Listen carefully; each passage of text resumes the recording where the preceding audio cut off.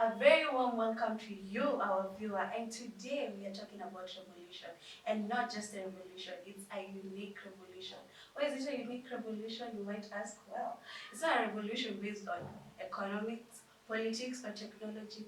It's a revolution based on love. And I'm your host, Grace Wangeshi, and today specifically, when we expound on what love revolution is, we'll be talking about why home is the first school. And to help us expound on that, I have my very amazing co-host, Dr. Betha Kamini. Welcome to the show today. Thank you. How are you feeling today? I am feeling very good, Wageshi. I'm very grateful to be here and to talk about love revolution, specifically about the home being the first school, and this is a great opportunity. Amazing. And we want to expound more on the love revolution. And our first topic is home is the first school. And what would you say about that? When you see society, every evil in society originates from the home. When you see a success of a nation, it is from the home. Somebody said, a child educated only in school is an educated child. I'll repeat. A child educated only in school is an educated child. We're in a love revolution. What does love revolution mean? It means loving God, loving yourself, and loving your neighbor. And loving your neighbor starts from the home. Because the first neighbors the children meet are the parents. Literally. And that's why when you see a child is not respecting the dad, or a child is not respecting the mom, it is because both the parents have not taught the children how to respect them. When you see a child who is not committed to God, it's because the father has missed being the priest of the home. And for families which don't have fathers, the mother then takes up the role. Because you have seen many children from single mothers, I have taught children from single mothers who are excelling. Because the mother realizes, here I am in charge, and I have to do it all. And they have done an extremely good job. So I'm not just talking for families where we have the father and the mother. Even when we have single fathers, there's families now where we're experiencing single mothers.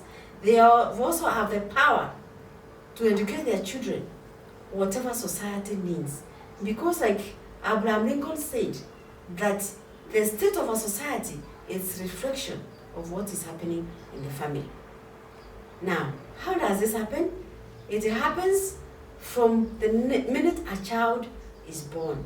The parents realize that the values that a child needs to grow to become a human being, an abiding citizen, is from the home. And where does this come? From the Golden Book, where God is telling the children of Israel to teach their children again and again, remind them who God is. And so the first education that a child gets from the family is the education to know God and who God is. Once the children learn that, everything else falls in place. Because through knowing God, they learn to listen to God's purpose in their heart. And the children emphasize the aspect of listening to God, not passing exams. When we see the cheating that is happening in schools, where is it coming from? From the home. Because parents want to see A's. You know, I have visited many schools, I have spoken in many schools, and the principal is always calling me, please tell these parents not to emphasize about grades. Tell these parents to teach their children about character, how to excel, how to be the best in what you are doing. So if a child has got a D in maths, don't make it compulsory that you should get an A. No, help them to get a D+. If there's a C, inspire them to get a C+, not A. Actually, a A is not important. What is important is you work hard. Okay? Because hard work is always rewarded. So even if a child does not necessarily get an A, but they get a B or a C, and they are affirmed by the parent. And that's why I emphasize the importance of the role of the parent to affirm a child. That even if you get a C, you are loved. And so a child learns from the home, mom and dad love me. My God loves me. That's why they get their identity. Children get their identity from God. They get their identity from their parents. Once a child has that confidence that comes from the home, that whatever I do, I can excel because my parents appreciate me. Whatever I do out there, it's okay because my parents accept me. But you know what parents are doing today? And I know children who have committed suicide because they came from Nairobi University, they were not doing well in medicine. A child doesn't know what to do because they don't want to change from doing medicine to doing art because the parents want a doctor.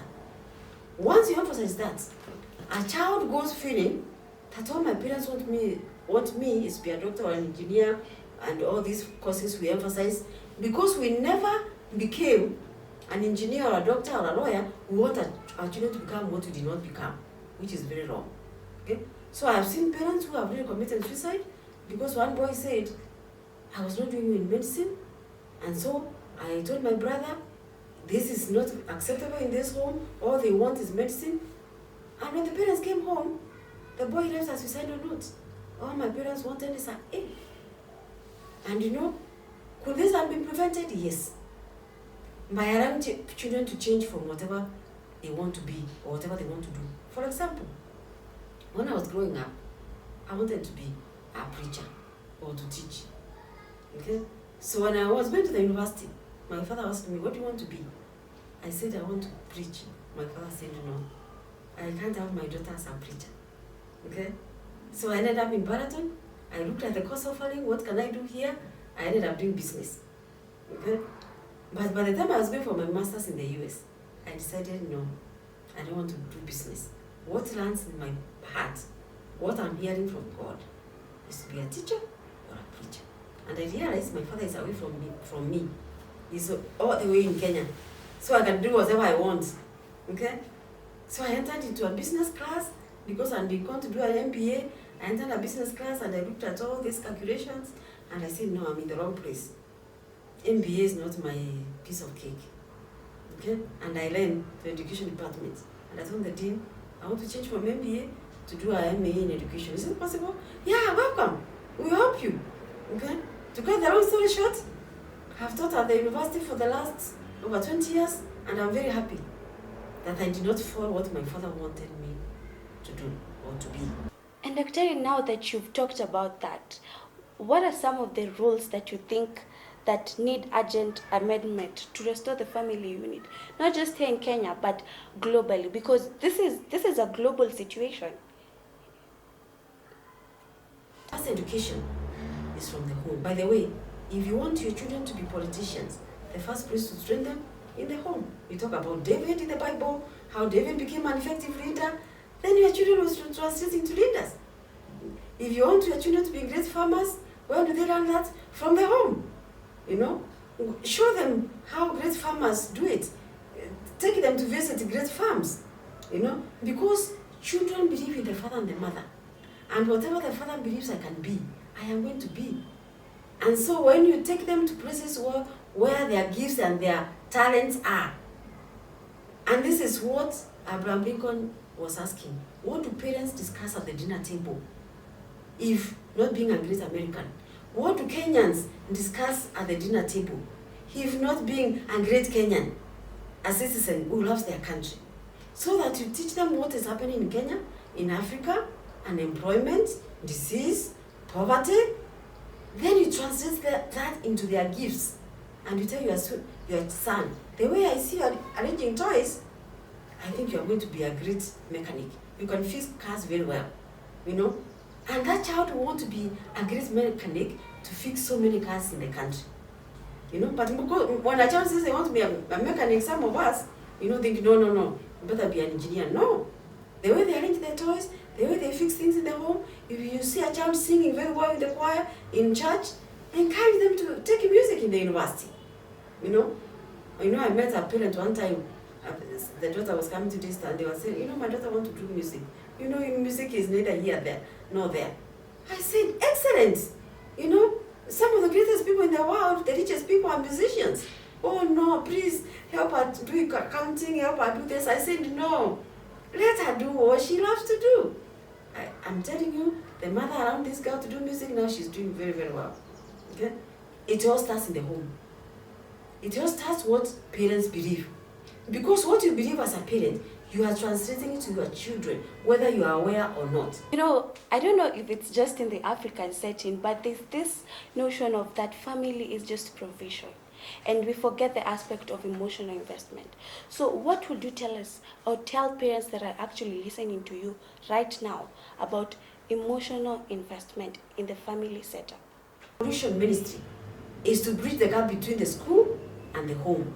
Whatever the families are not teaching, whatever schools are not teaching, this is where Love Revolution is here. We want to bridge that gap, and we'll be giving you more on these topics of the family, on health, on intimacy with God, on relationships, so that children know how to have authentic relationships at a very young age. By the time they go to high school, they know who is a boyfriend and a girlfriend, and by the time they go to the university, they know how to relate with a boy and a girl, so they don't fight each other, they don't commit suicide because my boyfriend has left me, or my girlfriend has left me, and I usually tell my students, now, if you commit suicide because your boyfriend has left you or girlfriend, who is the loser?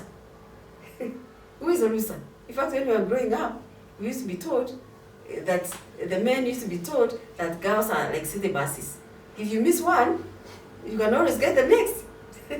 Now, who is telling our boys that?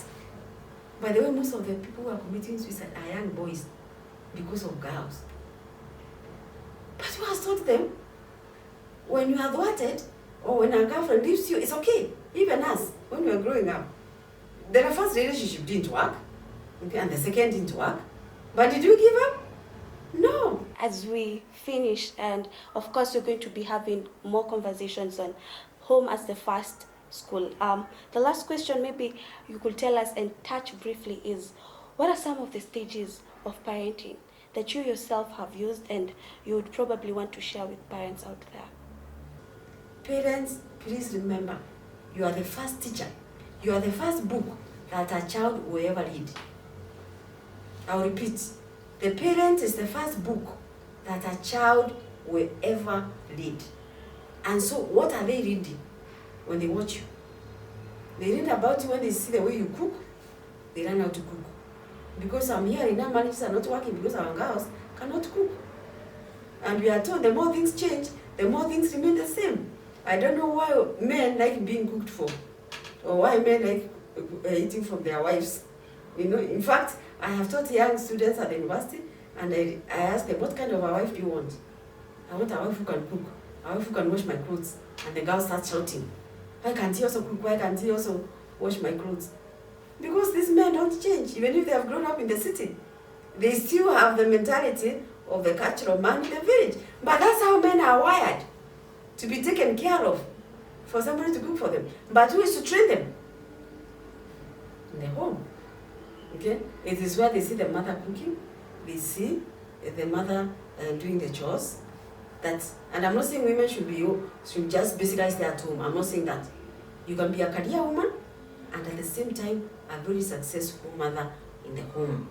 Because some people mistake me when I say women should excel in the home. Yes, they should. If you have extra time, then you can go to work. And if you can do both and do them well, why not? We have the Prime Minister of Britain, Margaret Thatcher, the Iron Lady.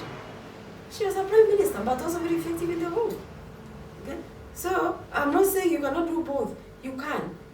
But when you get home, know you leave your office in the office.